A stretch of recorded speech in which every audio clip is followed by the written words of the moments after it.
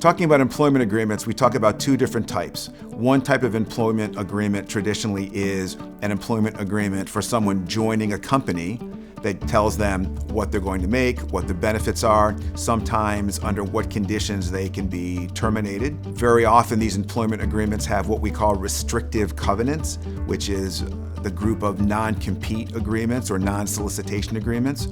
A non-compete, of course, is something that stops an employee from leaving the company and working for a competitor. A non-solicitation agreement is something that stops the employee from soliciting customers or sometimes employees of the company when they leave. The second group is an agreement when someone leaves the company, very often called separation agreements or release agreements or severance agreements. So those agreements are a release where the employee releases the company from any claim that he or she may have in exchange for separation pay or severance pay. Both of those types of agreements have to be looked at and reviewed by an attorney. The mistake that employers make is they use old agreements or former agreements, or they think because 2 years ago there was something drafted for one employee, they can simply change the name.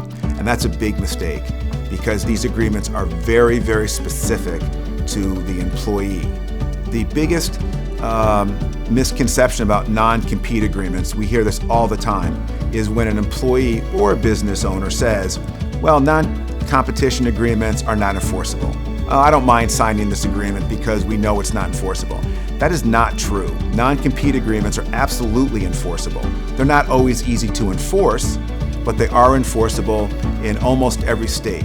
Now, the trend is to eliminate non-compete agreements in many places. For example, California has had a statute for many, many years of not allowing non-competes, and there are other states that are following suit. But at the moment, non-competes are enforceable.